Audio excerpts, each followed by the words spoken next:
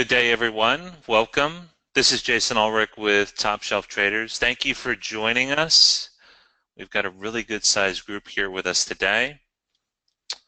We're going to get started in just a second here. It's just over the noon hour on the East Coast, and wherever you are in the world, thank you very much for coming. As always, let's start with a quick sound and visual check. If you can let me know through the questions box that you can hear me okay and that you can see the screen okay, that would be great. Just give me a quick yes or no or whatever the case might be. All good. I love it. All right.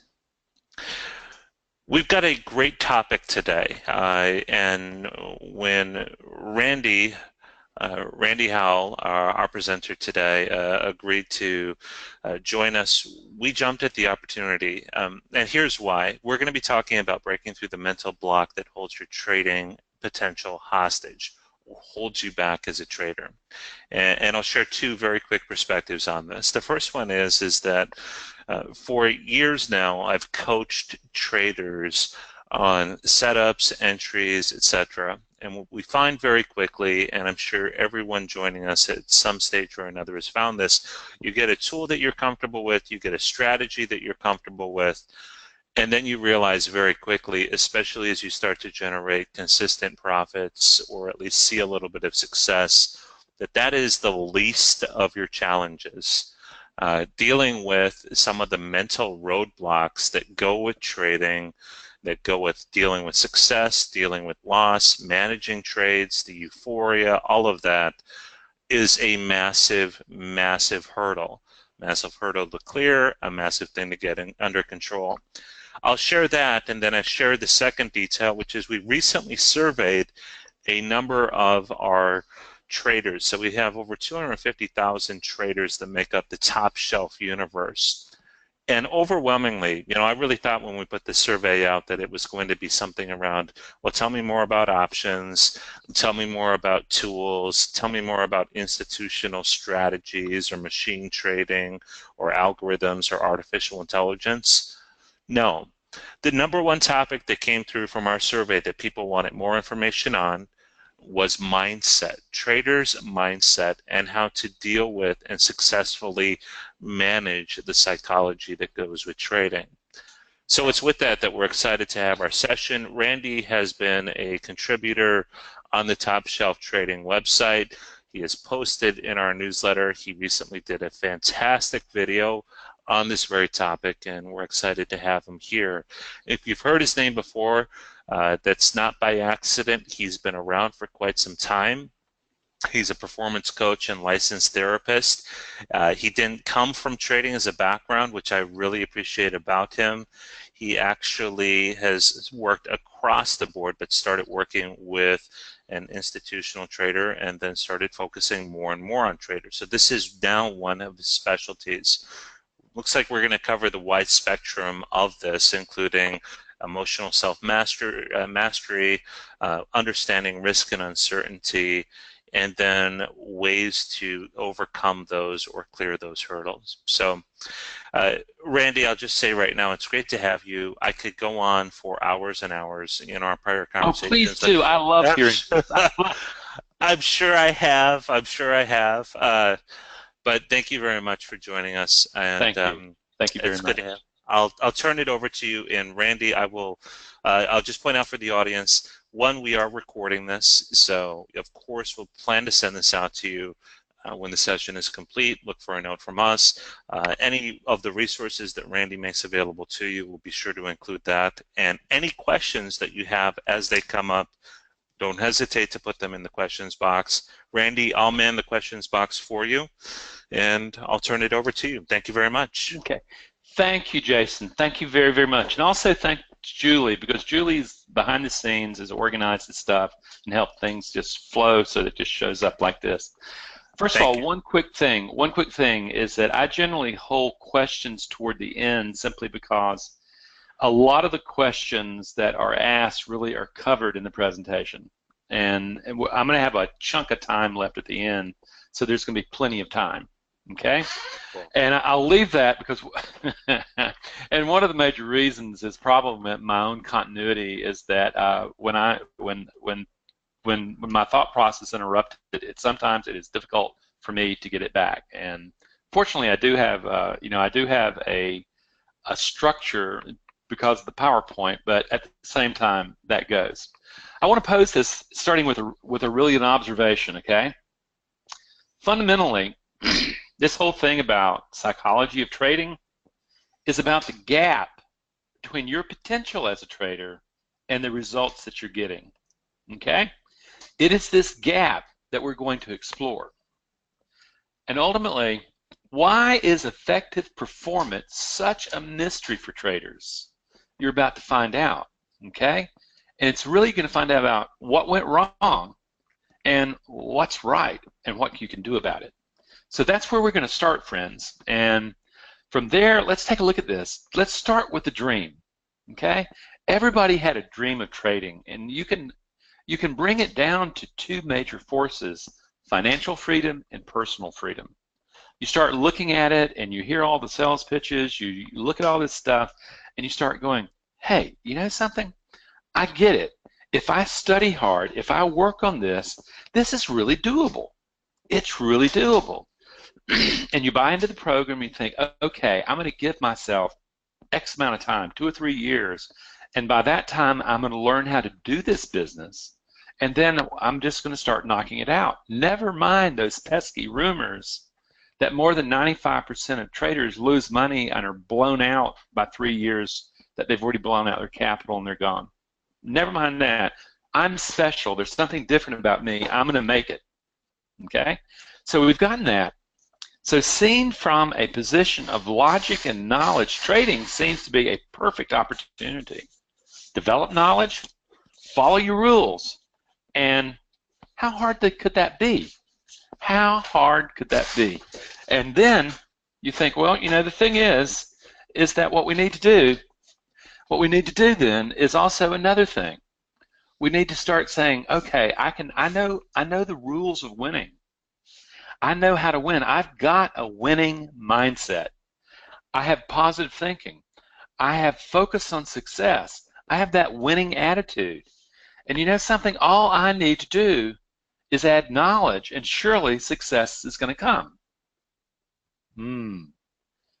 That anticipated success doesn't come, though. There is that nagging gap between potential and results. There it is again, okay? Something is missing. The truth is that traders really have no idea what they got themselves into with trading, okay? And what we want to do is say, well, you know something, okay, I know that I'm driven by that financial freedom and that personal freedom, but the truth is now I've gotten into this stuff. I have knowledge of trading, but you know something? Every time I try to trade, I know what to do, but I can't do what I'm supposed to do. Instead, what I do is what I don't supposed to do. And I keep doing that again and again and again, and I can't seem to stop myself from doing it. That's what we now need to take a look. So what do? You're going to say, okay, back into that winning attitude, I'm going to try harder. I'm going to search for more answers. But the harder you try, the more you keep repeating the same self-limiting patterns again and again. It's like hitting an invisible wall. And again, what I want you to recognize, in my work, there is only one truth. The truth is your trading account. Your trading account, whether or not you like it or not, is not going to lie to you. It's not going to deceive you, and it's not going to have room for you to fudge.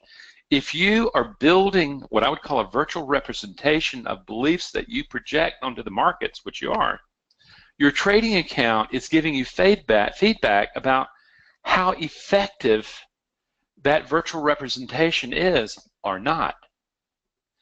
If it's an effective representation, you're going to see growth.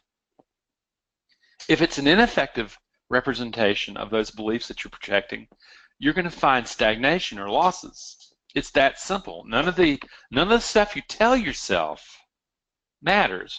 What matters is the performance beliefs that are given life in your trading account. So we're there, okay? And so we get here and we go, okay, the very mind that you brought to trading is the problem, friends. Your mind is blind to the ways of trading. The mind doesn't want to change, okay? And the markets are unwilling to give you money. So it's an impasse. Something has to give. Usually, it's your money, okay? Because ultimately, what you're going to discover in trading, and this is nothing to being offensive about your mind, but the mind you brought to trading is not going to be the mind that brings success in trading. As a matter of fact, the whole notion of winning, what it takes to be a winner, is going to be challenged by trading because it runs by a different set of rules that you need to become an observer of, okay? So ultimately, the vast majority of traders get stuck here and they stay. This happens routinely. It happens every day. I can't tell you how many times I hear a story of, Randy, I've been trading for 5 years, 10 years. I've lost 100,000, a million, 10,000, name your number, and I keep doing this, and I keep seeing, I'm going, I come to a moment where I go, what was I thinking when I review this? What was I thinking? I know what to do here, and yet I wasn't doing that. And you're going, I get on this treadmill, and I stay here, okay? And the key is, it comes back to, the thing is that the brain that you brought to trading has to be right. It wants to control environment. It wants to control outcome. And that's what you know. That persistency, that hard work, that winning attitude, I'm going to make things happen, okay? The problem is that your being in control of outcome is not an option, okay? But you're committed to forcing your way anyway. And the harder you try this success formula, the more it demands out of you, the more the money comes out of you, because ultimately, this is the thing that people get. Biologically, you are wired to control environment and to control outcome. If you don't control outcome, you feel the chaos of uncertainty, and uncertainty turns into vulnerability. Vulnerability turns into fight flight, and that's when you go, I do all these stupid things, and I wake up from the fog and I go, what was I thinking? Just because the winning ways have gotten you through corporate, gotten you through business, those winning ways work there. And if you want to use that formula, that mindset for winning, keep it there.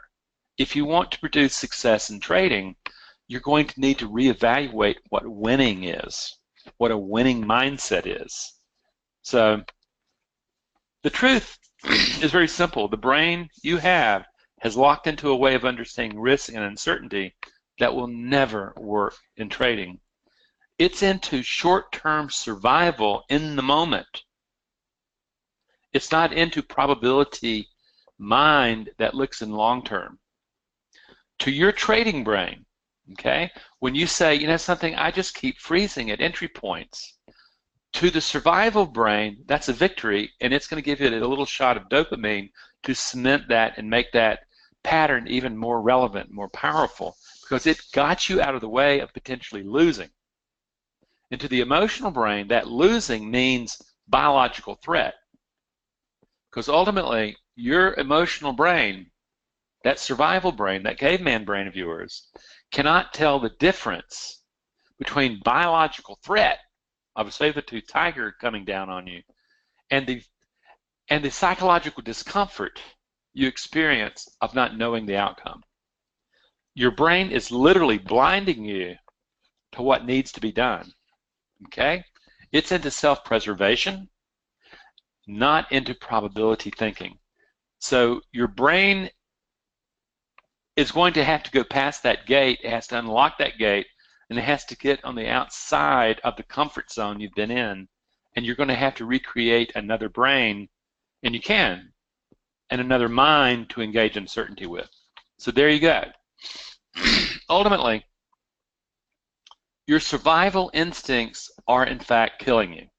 As good as they were in keeping you alive in the uncertain world that we grew up in, that not necessarily in our families, but our species grew up in, the point is you don't see that survival instinct running, and it's so much more powerful, so much faster than your thinking brain, because your brain is focused on short-term survival and controlling outcome, while trading requires a probability-based mindset that has long-term success as a goal.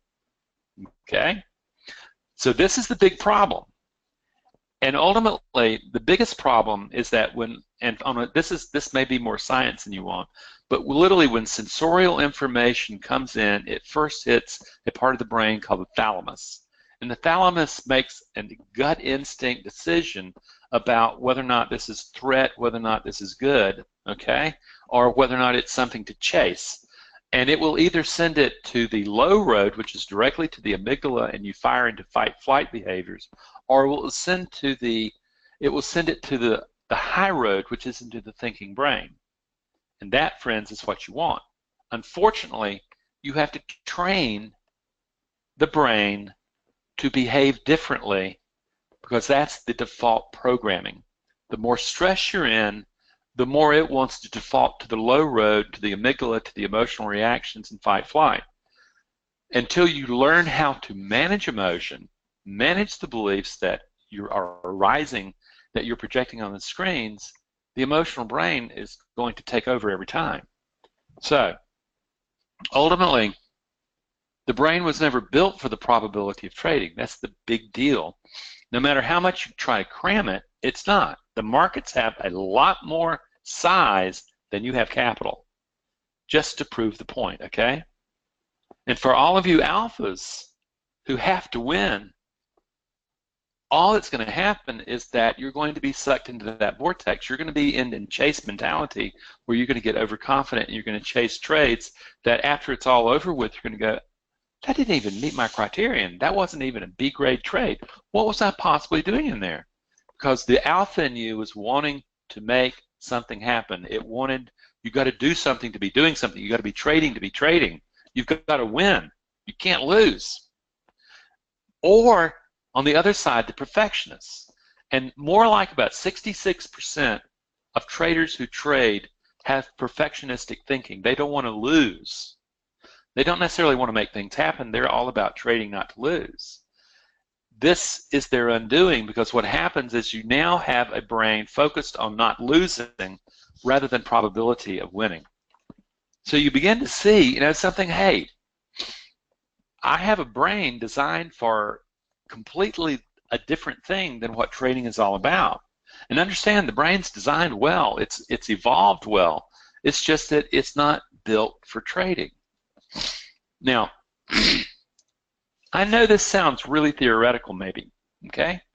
But let's take a look at the emotional experience of trading, okay? Let's just look at these survival instincts in several ways. Who has ever had fear of potential loss? Oh, let me have more confirmation, more confirmation. I've got more confirmation. Oh my God, I need to be getting in this thing. Oh my God, well, let me get some, I think I'll pass.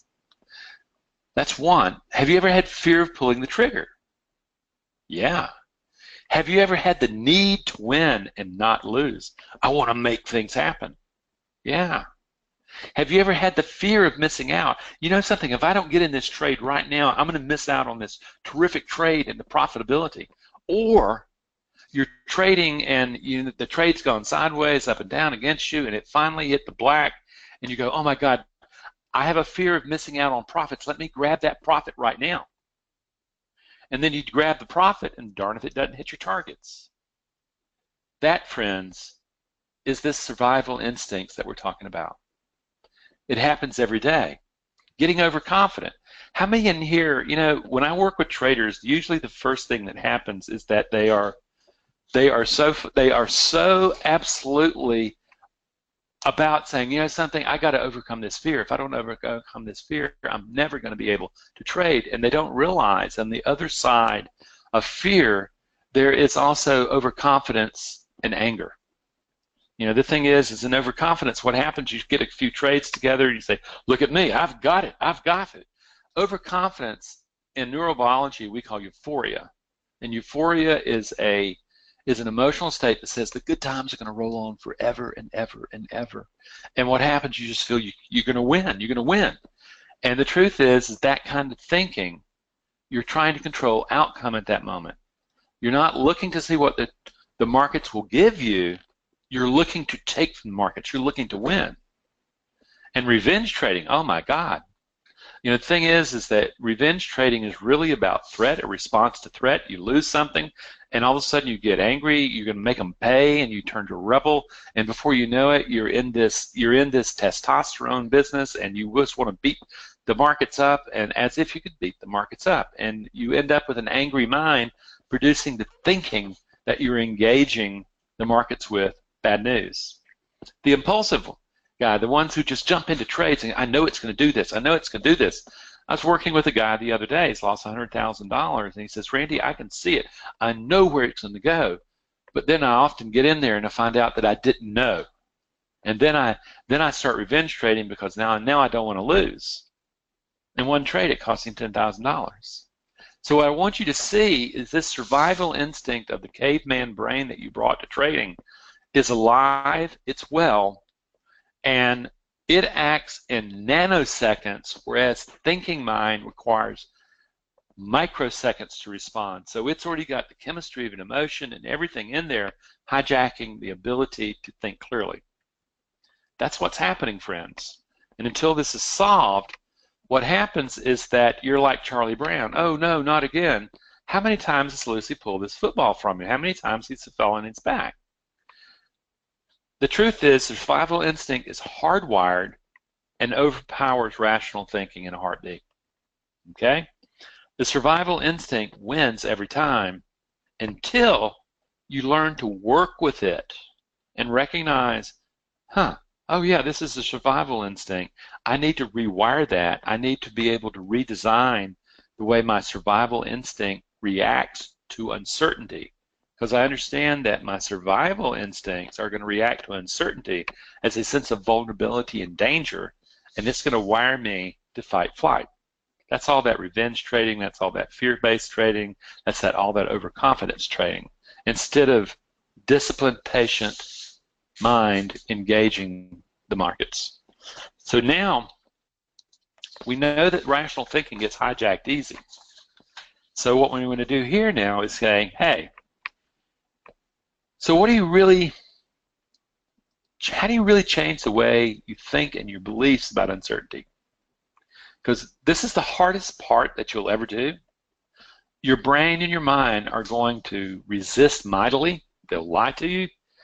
The brain will much prefer a reassuring lie than to accept an inconvenient truth. This guy that I was talking about who's lost $100,000, what he said is, something, I know that I lose this amount of money, the cost of my course, every day, or at least many days, and I know that it's costing me this much money, but the thing is, man, I just don't want to admit that I have to change.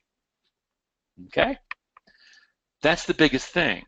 The real key is, are you willing to really take a hard look at what's driving the performance of your trading?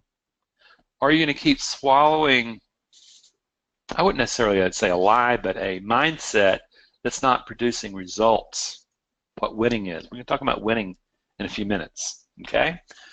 But let's take a look at this and say, well, if you really wanted to change, how would you do it? Well, interestingly, darned if we don't actually have a course that teaches you how to overcome your biases, your fears, and create a performance mind. And it's pretty simple, actually. A lot of this is not rocket science. This is stuff that's some has been around for literally thousands of years. Other stuff, from the neurobiology standpoint, has really been only around for the last 5 to 10 years in terms of understanding about how to work with the brain to create a mind that can trade effectively. Ultimately, first and foremost, you're going to have to learn about emotions. You're going to have to start beginning to understand emotional intelligence and understand that emotions are, you don't have emotions, they have you. That's bottom line. You then have to learn to say, something, I'm going to have to learn how to regulate the triggering of an emotion so that it doesn't build up and take over my mind. That's what's happening when anytime you say, what was I thinking? You have experienced emotional hijacking. Okay? So that second thing you're going to have to learn is emotional regulation. The third thing that we teach is mindfulness. That allows you to begin to step back out of who you think you are and begin to realize that you are only one potential organization of self. And what happens is no matter how good that organization of self was before you got to trading, that organization now does not work in the environment and the needs of trading. The fourth thing, with that newfounded mindfulness skill, you're going to start looking for the historical self-limiting narrative that runs in your head. You would know that as self-doubt. You would know that as being tempted into taking trades that you shouldn't take. You would know that as revenge trading, the anger, I'm going to get them. That's that historical narrative. And you would start seeing that that narrative has a deeply critical element, one that really produces self-doubt, and a fearful or a grandiose element to it, that which I would call orphan, okay? Actually, the amygdala.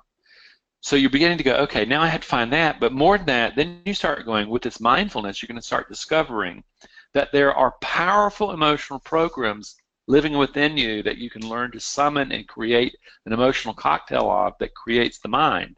And we're looking for particularly the emotional programs of discipline, courage, self-soothing, really important, and clear thinking. Okay, we're looking for those.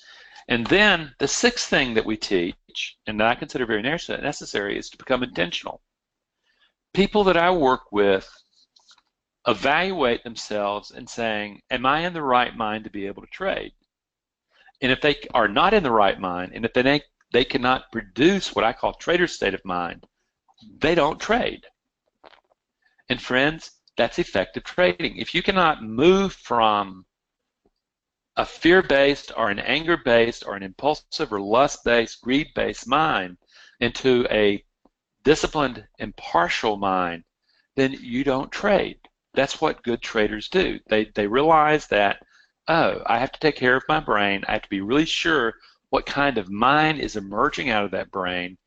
And if I can't get the right mind to engage with, then I'm not going to trade that day.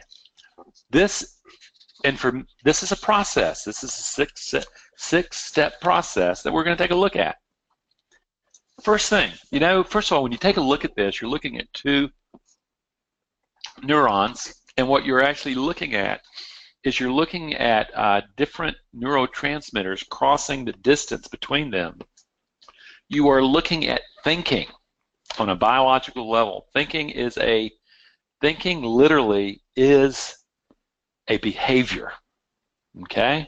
It's not that stuff. When we think about thinking, we think about a voice in the head and we can hear the words. No, this is what thinking looks like on a biological level. So you have to begin to realize that, one, emotions are not the enemy. Your job is to become smart and knowing how to use them to create the mind that trades. So, friends, this is what you really need to know about emotions.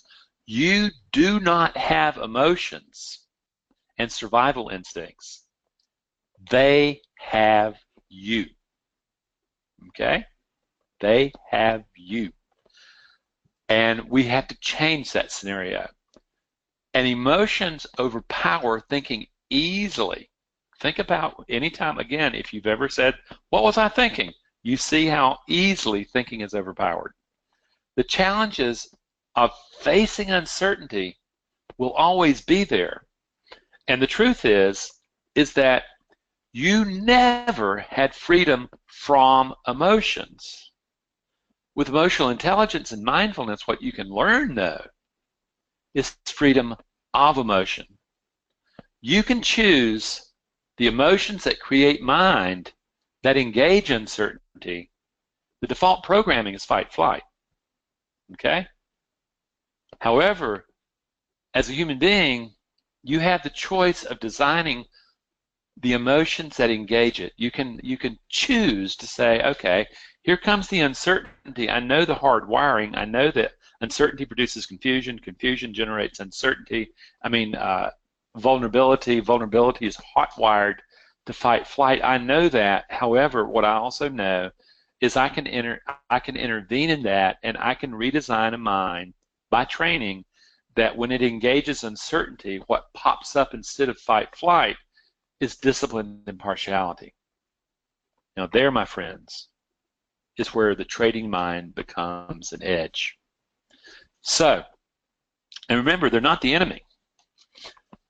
And remember this, an emotion is triggering in nanoseconds. The thinking requires about microseconds. So you're talking about 0.003 seconds to have chemistry in the body altering the way you think and behave to a half a second later.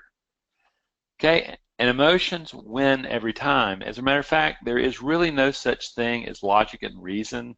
We are not rational beings, we are rationalizing beings. And logic, all that left brain stuff, is constantly making an alibi for what the right brain, the emotional brain, has already decided. The truth is all thinking is emotional state dependent. So if you're not a manager of emotions as a trader, then emotions are managing you. You are not a rational being. You are a rationalizing being. You know, this is the whole point. You begin to go, okay, this is really about me understanding this. And by the way, this is if you have never seen the film Inside Out, it's a cartoon for kids. You are looking at the 5 primary emotions right here. Starting on the left is joy, then anger, then sadness, anxiety, and disgust. And what happens is this film is they actually had neurobiologists help them understand how emotions create mind. And what you're constantly doing is being on the inside of this little girl's head, and you're seeing these 5 emotions in complete competition with one another, in cooperation with one another, creating the emotional cocktail that's going to drive the little girl's thinking. And it's a whole story about that. Very powerful. But if you want to see how emotions and thinking and cognition interact with one another, good movie to watch, okay? So we know that all thinking is an emotional state dependent. And it would behoove you to really start going, whoa, if that's the case, first stop is I need to learn how to regulate these things. So we move from emotions as psychology to emotions that are biological in nature that take over psychology. Okay? That's the key, friends. You know, there is an activating event in the world, an emotion pops up, it is filtered through your beliefs, and then comes thinking, and then comes behavior. Thinking is way down the line, friends. You need to learn to manage the emotions. People are blown away when they start noticing literally emotions as biology, because ultimately what happens is that when you're doing this, and we use breathing, diaphragmatic breathing, and tension reduction as a way of controlling emotions, the physicalness of it, okay? Because ultimately what you're doing is, one of the first things you need to be doing is you need to be watching yourself trade. I often have video feeds on people, I often have a mirror on people, and they start watching themselves as they trade, and it's embarrassing. What they start seeing is they see their shoulders tense, they see their neck, they see their jaws tense, they see their lips pursed out, they see them absolutely hulking over their screens. And what they do is they also say, oh my God, I'm not breathing. And what you're doing when you're doing that is you are throwing gasoline onto an emotional fire. That's what you're doing. So ultimately, what happens is most traders, particularly retail traders, they've already lost before they start trading. They've lost before they even enter their trading room. They already have missed the dread, the anxiety they have in their gut before they get there and then they start trying to push through it. No, you don't push through it. What you do is you confront it, and what you do is you learn how to manage it and turn it and go, okay, what is this fear trying to tell me? And you begin to learn from it, and you go, okay, this is the part I need to grow in. So you never see the emotion coming because you don't know how to look for them. And by the time you notice the emotion, you're toast. This has to change. So what we've done here is in step 2, we're saying you have to regulate the emotion. And that's done primarily through the way you breathe And every emotion has a breathing signature. Okay? And if you want to make sure that you're going to get zapped by fear or anger, hold your breath while you trade. If you want to make sure you get zapped again, make your body tight. Okay? If you want to cool the emotion down so that you have control of the emotion, let the body tension drip out of your body, go back to diaphragmatic breathing. Okay? And if you can't get it under control, go exercise. That's a fine way of burning out the chemistry of the emotion in your body. I've actually worked with a fund manager out of Singapore, and ultimately what happened is that he would have really horrible times in the morning, but in the afternoon he would do really well. And what we were discovering is that he would go for a run at lunch, and what he had done is he had burned out all the cortisol, the stress of the morning away, and he was able to think clearly. So what we started doing is we started having him running in the morning before he started looking at his positions and things like that. And basically, believe it or not, just that one technique changed his performance tremendously. So now we know that. We know what to look for, and you start noticing the emotion before it's captured you. But how do you start noticing thought? Well, we do it through the third thing called mindfulness, where we call it awakening the observer of the self.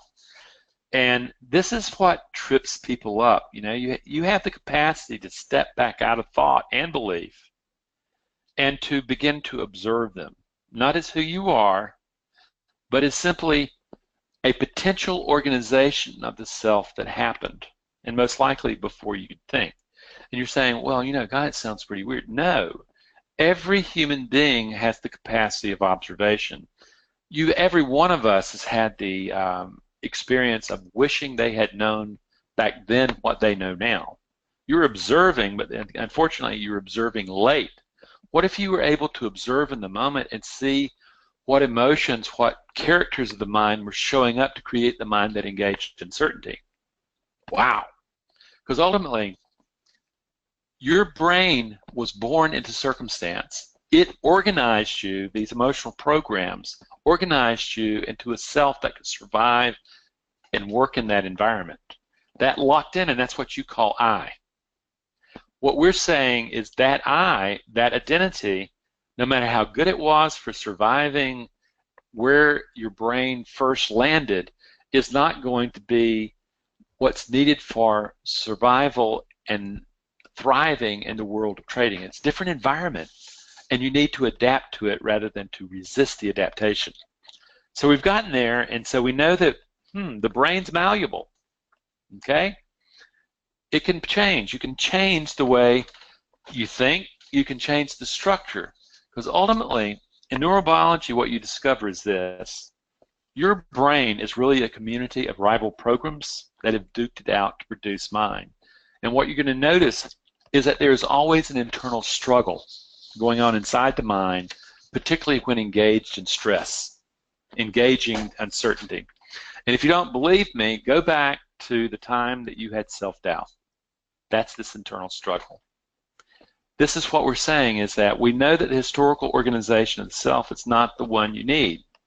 It's adapted to the unknown by fear, and it's poor at managing the uncertainties of trading. But it is the default programming. You have to see that it is not you, but only one organization of the self. And this is where there's great hope, friends. Because ultimately, if you begin to see that the brain is an organization, is a community of rival programs that have duked it out to gain control, you begin to see, you know something? This becomes the game changer, learning how to change the mind so that you have freedom of emotion, okay? It's this freedom of emotion that is exactly, that gives you the ability of changing the mind that engages uncertainty. Like in this Yoda thing, what you're looking at is that, what he's saying is, what is fear? Non-acceptance of uncertainty. If we accept that uncertainty, it becomes adventure. You begin to see the shift in the way the brain interprets the uncertainty. The adventure opens up possibility, opens up the mind to see differently than to say, oh my God, it's fear, it's dangerous. Very completely different thing. So here we are. We're going, okay, wow, okay, now I'm beginning to understand differently. How do I organize this? You then begin to use mindfulness to tune into the historical internal dialogue, and what you discover is that inside you there is a voice called the inner critic. That's the judge.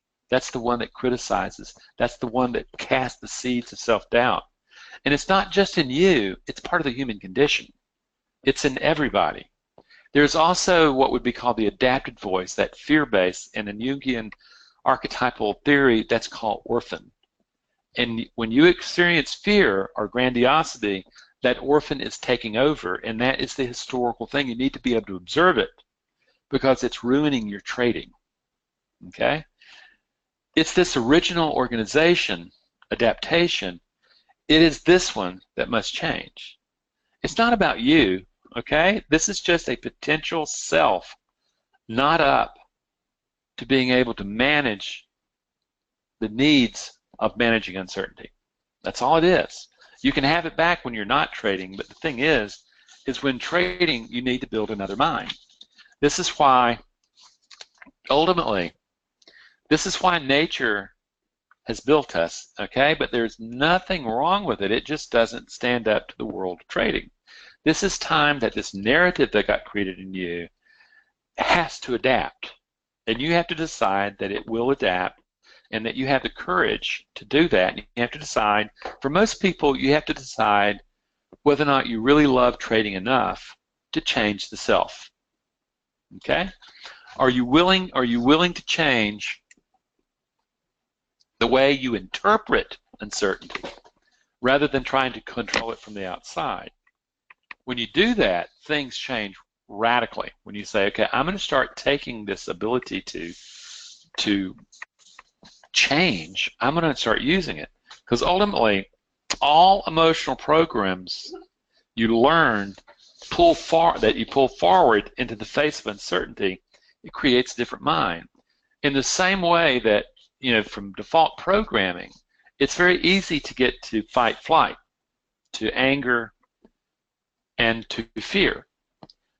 That is a straight line. However, in the same way that anger and fear are present in criticism, so are discipline, so are courage, so are self-soothing, so are impartiality.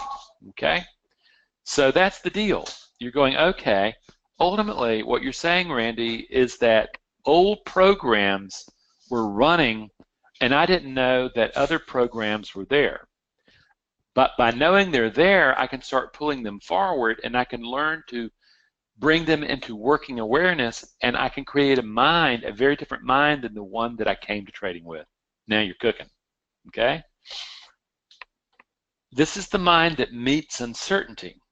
You retrain it.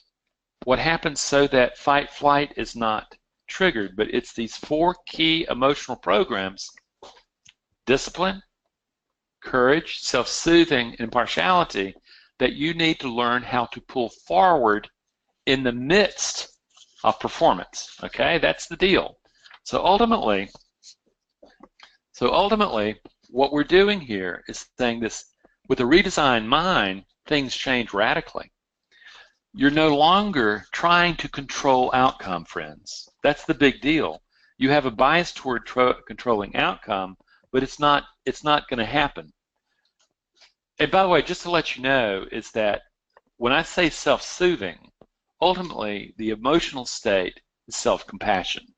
And it's a very powerful misunderstood emotion, because I can promise you this: who in here has become a better trader by beating the self up after a mistake?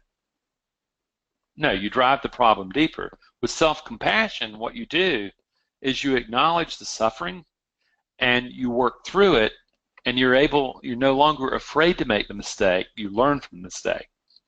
So what we do is we start training the emotions of discipline, of courage, of self-soothing, self-compassion, and partiality to show up to engage uncertainty.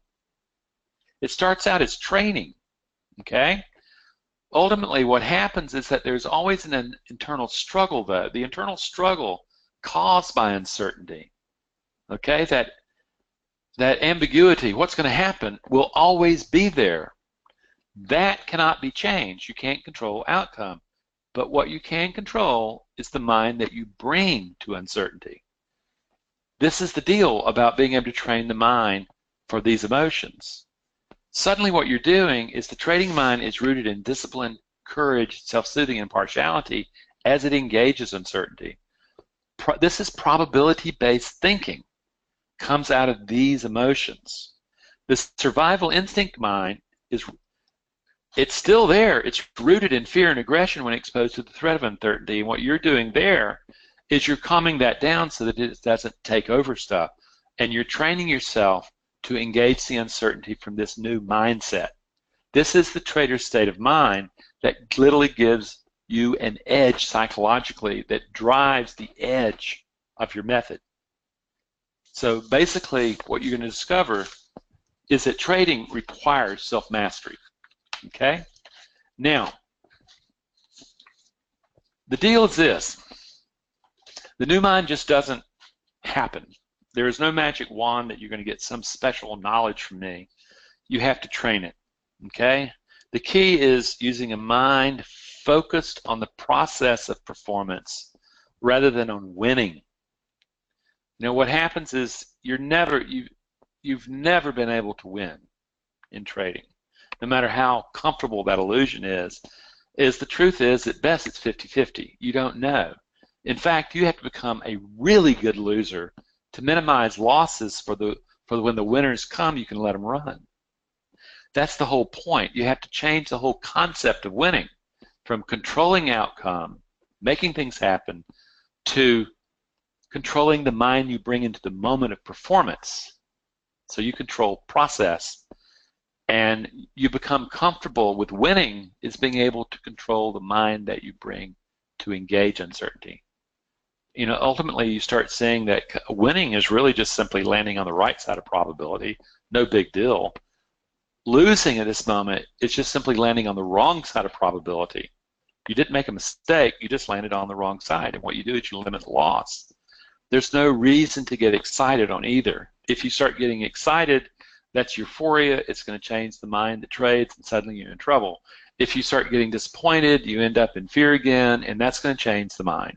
This is all about recognizing winning is about performance. Okay? And my question to you is this: how much does it cost you not to develop your emotions and mind for trading? Like the guy I was telling you about a little earlier, minimally $100,000. I mean, I've talked with people who've lost $3 to $5 million. I've talked to people who lose $10,000 or $15,000. It's relative. But the thing is that you've already paid dues. The question is, how long do you want to continue paying the dues to create a new mind? Your inability to manage the mind that you bring to trading is the missing piece of this puzzle. Okay? You keep pushing it away, it keeps pushing back. So the question is, what do you do? Do you change? How do you become the change though? Well, here comes that section of the place where, well, what do you actually do? This is really great sounding stuff, and you can walk away going, wow, that's really interesting. I never knew that. Or you can start saying, you know something, am I really committed to becoming a really profitable trader or not? One that can really bring home the bacon consistently. If you do, we have a couple things. First of all, I invite all of you to get my free ebook. You just go to my website, and it will be in Jason's stuff when he sends it out. But there's a free ebook on the menu. Just go get it because it's free, and there's lots of articles that are free. There's videos that are free. I have a very content-rich site if you want to learn. But if you're looking more than just learning information, ultimately there's my book, Mindful Trading. There's lots of guided meditations, but there's also the two things that really come to the work courses are my group course, and that's a very powerful thing where you learn the basics of how to do this. And we have registrations now open, and it starts in January. Okay, and a lot of people will register early. We've got about 5 or 6 people who've registered early because they want to start practicing now rather than wait till January. Okay, it's a very powerful, cost-effective thing. The other is the individual course, and the main thing about that, it's very comprehensive. It's very personal in that it comes with 10 sessions with me that's on Skype, and we're looking at each other, we're talking with each other, and we're working together to get at building the mind that trades effectively. Powerful, powerful stuff. I really enjoy working with traders because they are forced to learn to deal with uncertainty, unlike regular folks in regular life. It's a great thing. I enjoy this.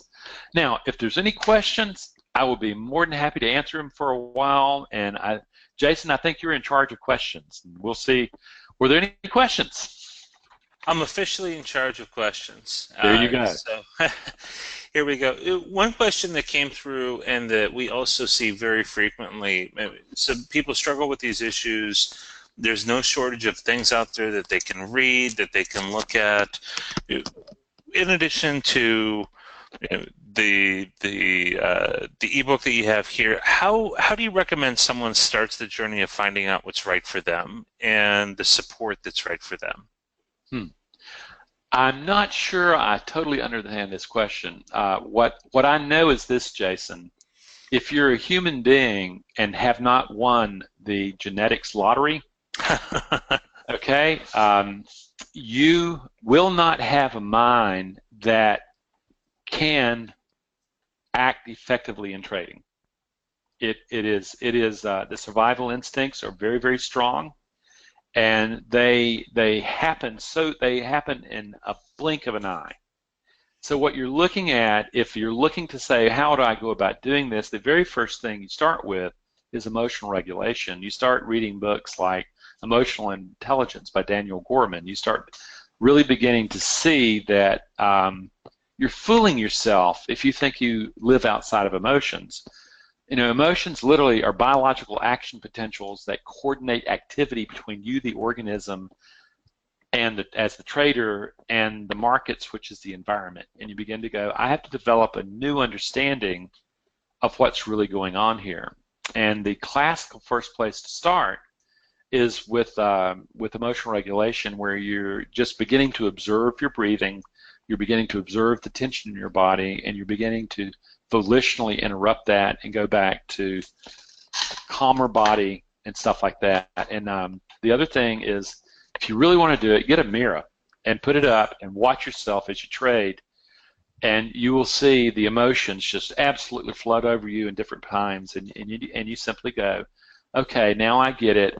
I am going to have to learn how to manage the emotion, but even more importantly there is I'm going to have to learn how to manage the beliefs about my ability to manage uncertainty that lie behind those emotions. And to be honest with you, not very many people, my background started with training violent prisoners, anger management, emotional regulation. So I'm coming from, and when I was a therapist, I had the pleasure of having groups that were court referred and DSS referred, so I had major groups that I was testing a lot of stuff with, and initially I found out that most of what you're taught just simply doesn't work, and I ended up having to invent a lot of stuff and had to study a lot.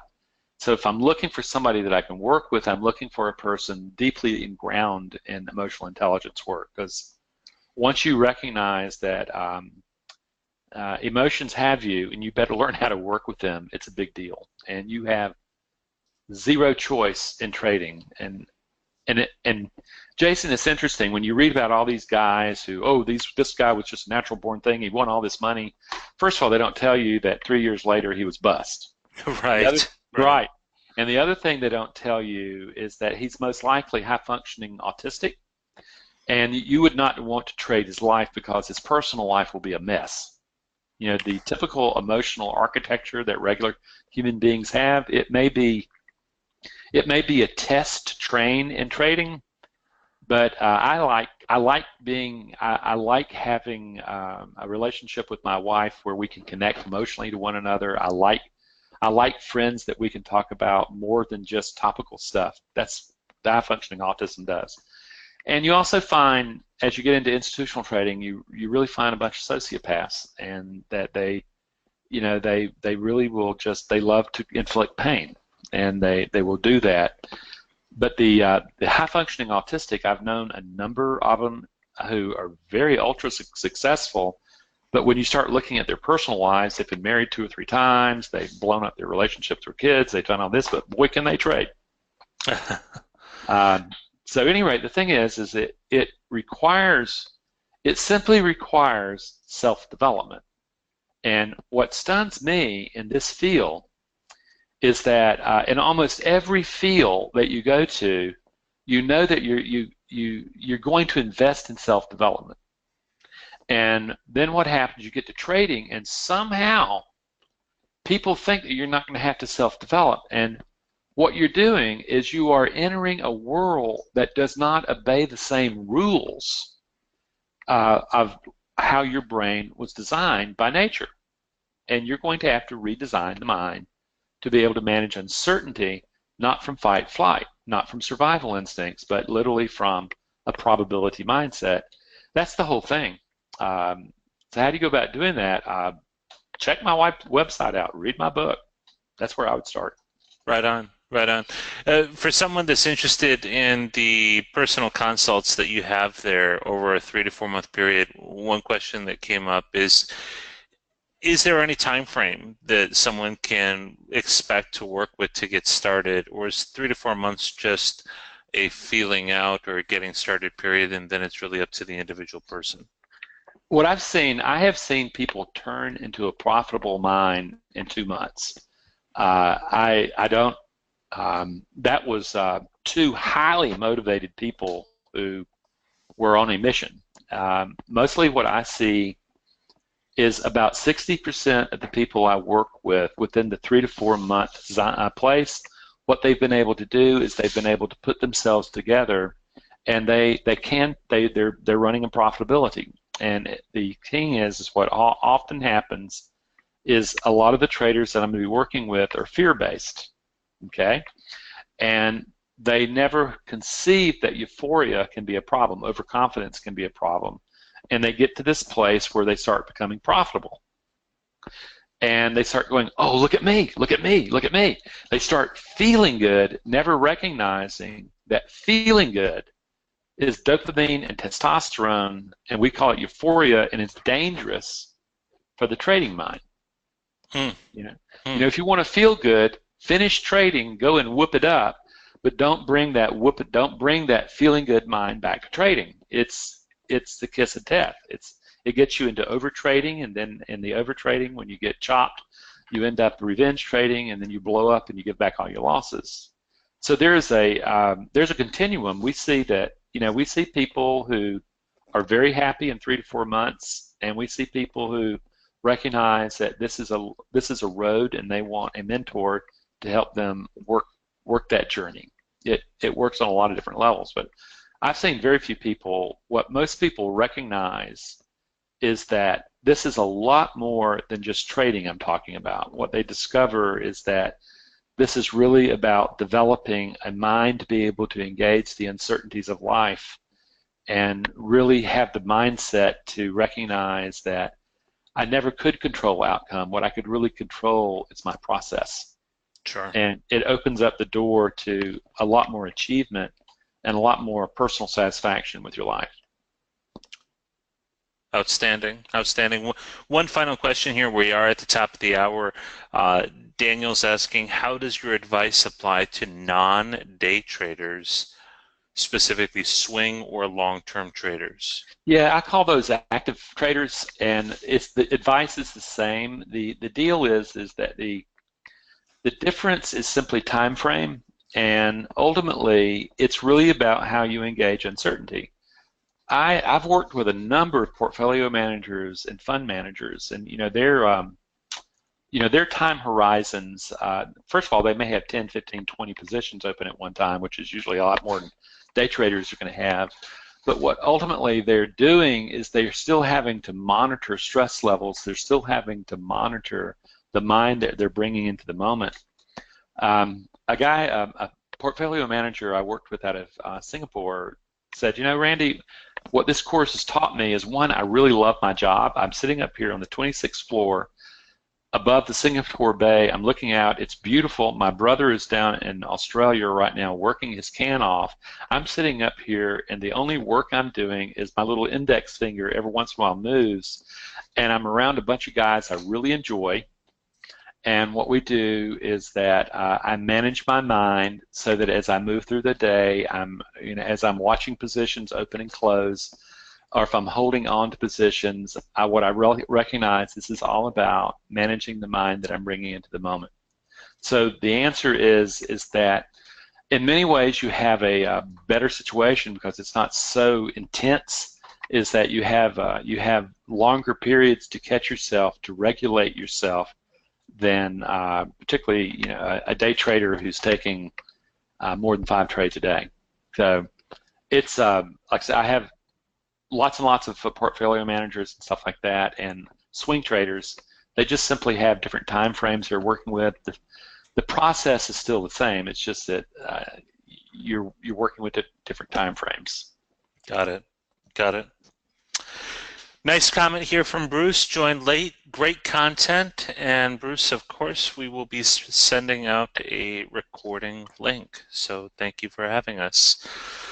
Those of you that are looking to grab a sandwich before you head back to your trading day or the rest of your day, thank you very much. You have virtual sandwiches here, Jason? We have virtual sandwiches, virtual donuts, virtual coffee, virtual mimosas, if that's what you are in the mood for.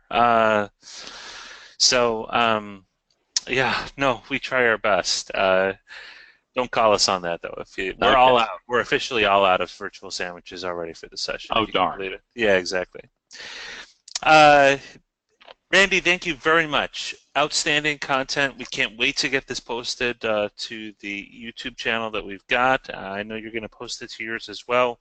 For those of you that are looking for a recording of this, we will absolutely send a link out.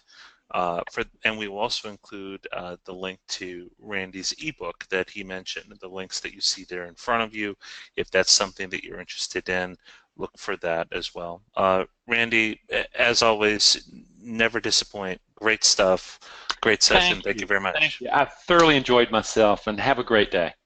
Of course. Thank you. And everyone joining us, thank you very much. Have a great day. We'll end the session now and look for our next meeting invite or our webinar invite. Okay. Cool. All right. Bye, Randy. See ya.